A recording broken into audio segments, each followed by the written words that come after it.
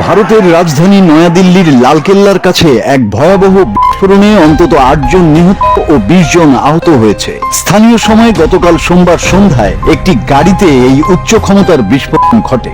বিস্ফোরণের অভিঘাত এতটাই প্রবল ছিল যে আশপাশের অন্তত ২২টি গাড়ি মারাত্মকভাবে ক্ষতিগ্রস্ত হয়। লালকেল্লার মেট্রো স্টেশনের গেটেও আগুন ধরে যায়। আসসালামু আলাইকুম প্রিয় দর্শক, নতুন একটি নিউজে আপনাদেরকে স্বাগতম। দর্শক, আজকে আপনাদেরকে দেখাবো এমন একটি গুরুত্বপূর্ণ ভিডিও, যে ভিডিওটি দেখলে রীতিমতো অবাক হবেন।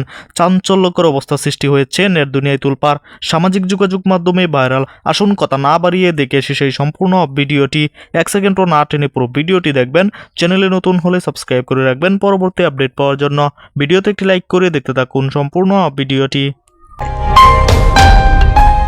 বিস্ফোরণটি ঘটে রোববার সন্ধ্যা 6:52 লালকেল্লা মেট্রো স্টেশনের কাছে সুভাষ মার্গের ট্রাফিক সিগন্যালে। ঘটনাস্থলে মুহূর্তেই আগুন ধরে যায়, আশেপাশে থাকা গাড়িগুলি ছিন্ন ভিন্ন হয়ে পড়ে। মৃতদেহ ও ধ্বংসাবশেষে ভরে যায় রাস্তাটি। পুলিশ এলাকাটি ঘিরে রেখেছে। জানা যায় সাদা রঙের একটি হুন্ডাই i20 গাড়ি বেলা 3:19 লালকেল্লার পার্কিং লটে প্রবেশ করে এবং প্রায় 3 ঘন্টা পর সন্ধ্যা 6:30 বেরিয়ে যায়। সন্ধ্যা 6:52 লালকেল্লার কাছে একটি ট্রাফিক সিগন্যালে এসে থামে। সেখানেই জনাকীর্ণ রাস্তায় এই ঘটনা ঘটে। বিভিন্ন ছবি ও ভিডিওতে জ্বলন্ত গাড়ি থেকে ধোঁয়া উঠতে দেখা গেছে। ঘটনাস্থলে 8 জনের মৃত্যু ঘটে। পরে হাসপাতালে আরো 5 জনের মৃত্যু হয়। মৃতের সংখ্যা আরো বাড়তে পারে।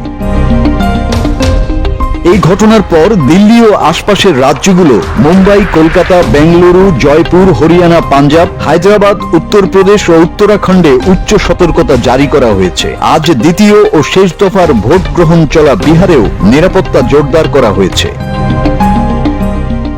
একই দিনে রাজধানী থেকে মাত্র 50 কিলোমিটার দূরে হরিয়ানার ফরিদাবাদে 2900 কেজি বিস্ফোরক উদ্ধার করা হয়, যা পুরো ঘটনায় নতুন মাত্রা যুক্ত করেছে বলে মনে করছেন তদন্তকারীরা। মাসুদ হাসান, বাংলা টিভি।